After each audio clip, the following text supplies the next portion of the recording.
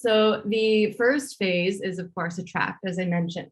And so this is really at the very top of your business, or the top funnel kind of strategies. And you need to understand what steps does a person need to go through in order to show interest in your product. So what are the indicators that are showing you when they put up their hand and they say, this is me, right? Are they consistently attending your lives? Are they commenting on your posts? Are they showing up on your webinars, your trainings? Do they opt in for your email? Do they open your emails? All of these sort of top of funnel activities, there are evidence when someone is approaching the ready to buy stage.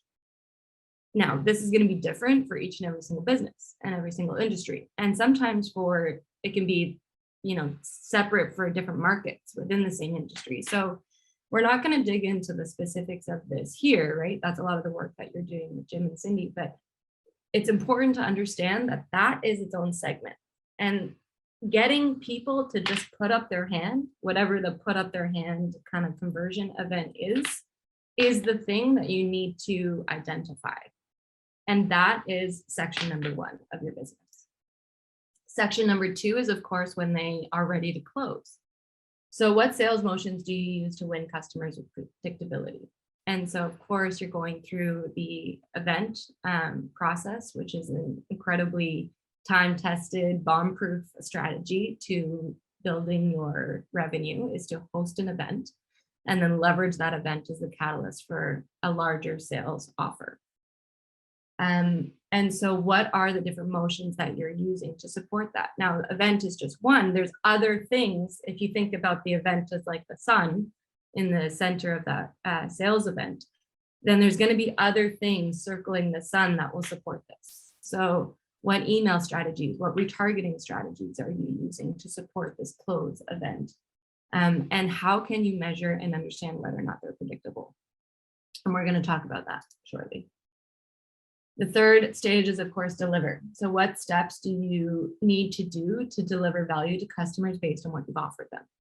Now, a big thing that people, and I was guilty to this as well, starting my businesses, is that we get really excited about the attraction and we have people coming in and then we start to go into delivery, right? I'm going to over engineer this. I'm going to create this incredible experience. And this is what this person's going to do when they buy my first offer, and then they're going to love it, and they're going to fall in love and buy the second offer and third offer and fourth offer and fifth offer, but you haven't actually dialed in whether or not they're going to purchase the first thing yet. So a key component into understanding the stages of the business is where each of them stops. And that will allow you to make sure that you've dialed in the attract stage. And while leads are coming in, meaning when you've dialed that in, then and only then do you move on to mastering what you need to do to close. Because if you start to get too far down this, funnel or whatever, without dialing in the first, then you're going to have all these retention strategies in place, but no one's going to be booking the calls. No one's going to be downloading your lead magnets. And you're going to say, like, I've spent so much time building these incredible offers, but no one's taking them up. And it's because you haven't honored this stage of your business.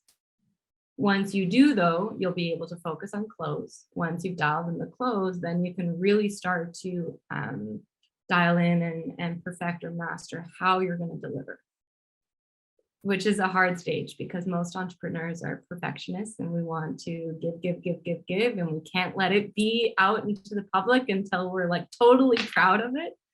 But along with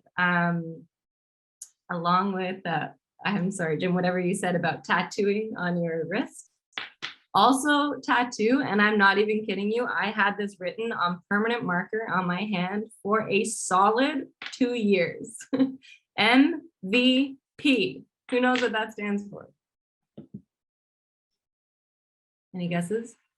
Minimum viable product. Yes, MVP, minimum viable product. All you need to do for deliver is deliver, honestly, like 10% of what you want at this stage. If you're getting started with even if you have an established business, and you're just moving into a new market or testing out a new offer, just start with the minimum viable version of that product. Your market doesn't know the difference. Any extras, any benefits you bring to the table, you can include those as bonuses. And then those bonuses can become part of the regular curriculum, and then you'll have new bonuses. And then that cycle will continue, and suddenly you'll have this incredibly robust, $50,000 offer or whatever it is, but it's incremental. So MVP is the name of the game. And then once you dial in that MVP offer, this is where you can start to spend some time understanding how that is received and how effective that is in terms of delivering results to your team or your clients. And then you can start to say, what else can I do? How else can I show up? What else do you need?